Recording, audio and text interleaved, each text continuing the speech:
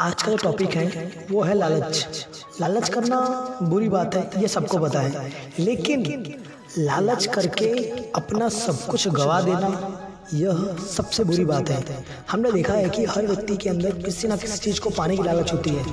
वो कुछ ना कुछ ऐसा चाहता है कि उसे वह चीज़ बहुत ज़्यादा मिले, चाहे वो धन का लालच हुआ, किसी का मोह हुआ, किसी वस्तु की पाने की चाहत हुई या किसी भी चीज़ को पाना चाहता है। तो कई बार क्या होता है कि हम किसी चीज़ को पाने के चक्कर में हमारे पास रही हुई सारी खुशियाँ, सारे फीलिंग्स जितनी भी होती है वो सब हम गवा देते हैं किसी एक चीज़ को पाने के चक्कर में। हाँ, माना कि वह चीज़ की चाहत अच्छी है, लेकिन हमेशा इस बात को याद रखना कि किसी चीज़ को पाने के चक्कर में आप अपनी कीमती से कीमती चीज़ को मत गवा देना, जो सिर्फ आपका था और किसी का नहीं। कई बार ऐसा होता है कि हम लालच के चक्कर में हमारे पास जो चीज़ नहीं होती, हम उसे पाने के चक्कर में हमारे पास रही हुई सारी चीज़ों को हम गवा देते हैं। चलिए मैं आपको एक छोटी सी स्टोरी बताऊंगा, शायद आपको मेरी बात ज़्यादा समझ में आएगी मैं ऐसा बोल क्यों रहा हूँ। एक राजा होता है, वो राजा अपने राज्य में बहुत ही प्रसिद्ध होता है और उसके अंदर बहुत दया होती है। वो अपने प्रजा में रहे लोगों का बहुत इज्जत करता है और प्रजा के जितने भी लोग होते सबको वो खुश रखना चाहता है। लेकिन उसके अंदर एक बुराई थी। वह बुराई ये थी कि वो हमेशा लालच करता था, उसे सोने की बहुत लालच थी। वह चाहता था कि उसके राज्य में उसका जो महल है, उसका जो घर है, उसका जो गार्डन है, उसके जो तरीके हैं रहने के तौर तरीके सभी सोने के होने चाहिए।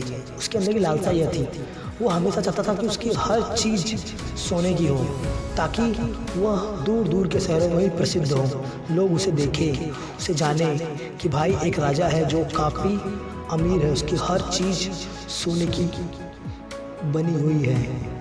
जिस वजह से वो अपने आप को काफ़ी फेमस महसूस करना चाहता था। लेकिन होता क्या है, जो उसकी लालच होती है उसे एक दिन बहुत भारी पड़ती है।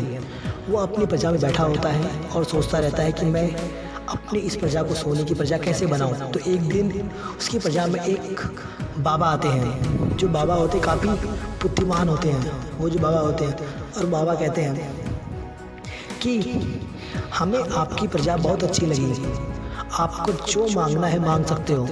तो जो महाराज थे, जो राजा था, उस राजा ने सीधा कहा कि बाबा मुझे ऐसा करो कि मेरी जो प्रजा है या मेरे जो लोग हैं या मैं जिस चीज़ को चाहूँ वो सोने की बन जाए। तो जो बाबा थे वो काफ़ी खुश हुए उस राजा से। तो उन्होंने उनको वरदान दिया कि आज से तुम जिस चीज़ को, जिस वस्तु को टच करोगे या छुओगे वो पूरी वस्तु सोने की बन जाएगी। तो जो राजा था इस बात से काफ़ी खुश हुआ कि मैं जो चीज़ छूँगा वो सोने की बन जाएगी। फिर वो अगले दिन रात को सोने गया और जब वो सुबह उठा तो उसने अपने बेड को टच किया जिस पर वो सोया हुआ था, वो पूरा बेड सोने का बन गया। जब वो पूरा बेड सोने का बन गया तो उसे बहुत खुशी होने लगी राजा को कि अब उसका सपना पूरा हो जाएगा और वो हर चीज़ों को सोने का कर देगा। तब वह उठा, फिर उसने महल की खिड़कियों दरवाज़ों को टच किया, वह भी सोने की बन गई। अपना महल टच किया, महल भी सोने का बन गया। फिर जिस गार्डन में था वो गार्डन भी सोने का बन गया। अजीब बात है, सब टेंशन में आ गया। वो जिस चीज़ को छूता हुआ सोने बन जाती। फिर उसे हर चीज़ छूने के बाद जब वो पूरा एरिया सोने का बन गया, सब कुछ सोने का बन गया, फिर उसे भूख लगी। दोपहर हो चुकी थी, उसे भूख लगी और दोपहर जब वो खाना खाने गया तो उसने फल को छुआ, फल भी सोने का बन गया। खाने को छुआ, खाने भी सोने का बन गया। तो वो परेशान हो गया, अरे ये क्या हो रहा है, अब मैं खाना कैसे खाऊँगा, अब मैं क्या करूँ। फिर वो सोचने लगा कि अब मैं करूँ तो करूँ क्या। फिर उधर से उसकी जो छोटी सी बेटी थी वो दौड़ कर आई और उसने सोचा कि मैं अपनी बेटी को गले से लगा लूँ। जब उसने अपनी बेटी को गले से लगाया तो उसकी बेटी भी सोने की बन गई, सोने की मूर्ति। फिर वो बहुत रोने लगा कि मुझे नहीं चाहिए इतना लालच, मुझे मेरी बेटी चाहिए। मैं क्या करूँगा इन दोनों को, जब मेरे लोग ही मेरे साथ नहीं होंगे, जब मैं अपनी खुशियों को शेयर ही नहीं कर पाऊँगा किसी से बता ही नहीं पाऊँगा, तो ये धन किस काम का। तो बहुत रोने लगा। फिर अगले 2-3 दिनों में वो बाबा वापस उसके राज्य में आए और उनसे पूछा कैसा लग रहा है, इतना सब कुछ सोना पाने के बाद सब कुछ तुम्हारा सोने का हो गया।